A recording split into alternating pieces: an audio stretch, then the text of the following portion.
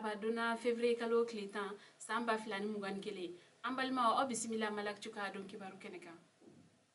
bi kibara minnu b'an bolo ka da kulo kan o de ye tɛnɛn don février kalo tile 8 kaye ale ye kɛnɛya tigilamɔgɔ olu kɔni ye tile 5 barabila dɔ kɔni daminɛ ni o be kuncɛ jumadenw kibara minnu sera ma olu kɔni y'a yɛrɛ ka fɔ ko kaye kɛnɛya tigilamɔgɔ ko a be wagati jan bɔ olu kɔni be wuli ka jɔ la u ka hakɛ dɔ kɔni nɔfɛ ko o dɛsɛlen don ko ka lasabati o hakɛ in kɔni tɛ dɔwɛrɛ ko mɔgɔ minnu kɔni be yɔrɔw la yɔrɔ minnu kɔni sigi ka gɛlɛn kosɛbɛ farankun dɔ de kan ka kɛ olu ye sarawariko fan fɛ walasa u se ka u yɛrɛ dɛmɛ cogoya min na o yɔrɔ gɛlɛn ninnu na ni an ko ma ko prime des zones ko o fɛnɛ tɛmɛlen kɔfɛ ko u ka farangu wɛrɛ kɛrɛnkɛrɛnnen dɔ kɔni fɛnɛ be yen nɔ ko kabi ka nin sankura in kɔni jɛ ko o yɛrɛ kɔni fɛnɛ ma di u ma kɛnɛya tigilamɔgɔ ninnu kɔni y'a yɛrɛ ka fɔ ko kabini décembre kalo olu kɔni ye dagali dɔ kɛ kɛnɛyasoba dɔ kɔni da la ni o tɔgɔ ye Fuseni Dawu ye ko walasa k'u ka nisɔngoya kɔni yirɛ u ka prime des zones sarabaliya la ko ga kabini o wagati ko fo sisan nɔ fo ka bɛn kɔni ma se ka sɔrɔ a la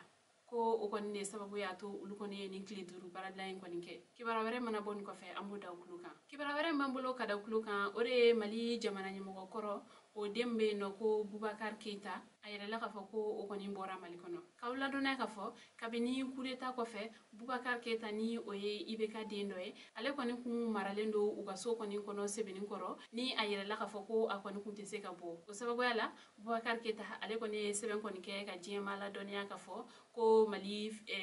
transition ɲɛmaw ko olu kɔni kɛlen don ka ale kɔni ka yɛrɛma hɔrɔnya minɛ a la kibara dɔw kɔni sera ma ka yɛrɛ k'a fɔ ko février kalo tile 3 ko sɛbɛn dɔ kɔni be yen nɔ ni colonel Assimi Goïta ni o ye vice-président de la transition ye ni o bolonɔ kɔni bilalen don o la ni o sɛbɛn kɔni tun be Bubakar Keita kɔni yamaruya a kɔni ka taa yɔrɔ min na ni o y'a ja ko o kɔni sababuya la Bubakar Keita ale kɔni y'a ka labɛnw kɔni sabati tarata don février kalo tile 9 ni ka taa Abidjan ni a yirɛlen don k'a fɔ ko a muso n'a denw be yen nɔ ale ni a balimakɛ Karimu Keita kibara wɛrɛ m'an bolo ka da kulo kan o de ye INPS barakɛlaw olu kɔni y'a boloda k'a fɔ ko u bena taa tile 3 barabila dɔ kɔni na février kalo tile 24 INPS barakɛlaw olu kɔni ka nin tile 3 barabila in kɔni kun de ko wari min kɔni farala Mali fonctionnaire tɔw kɔni sara wari kan ni o ye 20% ye ko o ɲɔgɔnna yɛrɛ kɔni ka fara olu kunna ko ale ni olu ka wari wɛrɛw kɔni balanen don sira la ko o wari ninnu kɔni ka se ka labila filanan kɔni ye mun ye ko san o san faranku dɔ kɔni be kɛ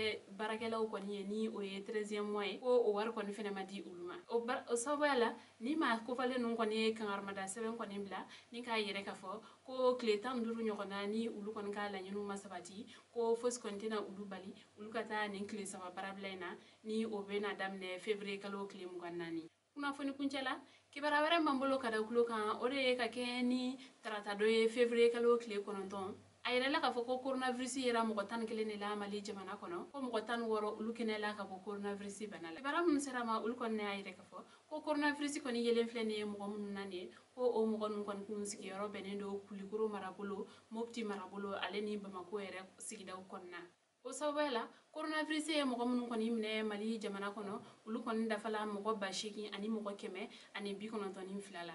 mɔgɔ minnu fɛnɛ tayala ka sababu kɛ coronavirus bana ye olu kɔni fɛnɛ dafala mɔgɔ 339 na mɔgɔ minnu fɛnɛ kɛnɛyala ka bɔ coronavirus bana la olu kɔni dafala mɔgɔ 600 ani mɔgɔ 90 na o sababuya la Mali jamana ɲɛmɔgɔ olu kɔni b'a ɲini maliden bɛɛ lajɛlen kelen-kelenna fɛ an bɛɛ ka sanuya walew matarafa ale nin taabolo minnu kɔni ɲininen don walasa cogoya min na an bɛ se ka coronavirus kɛlɛ ka bɔ Mali jamana kɔnɔ balimaw ni ne kun ye aw ka bi don kibaru ye ka da kulo kan ani ce aw ka kulomajɔ la aw k'an bɛn a ɲɔgɔnna wɛrɛ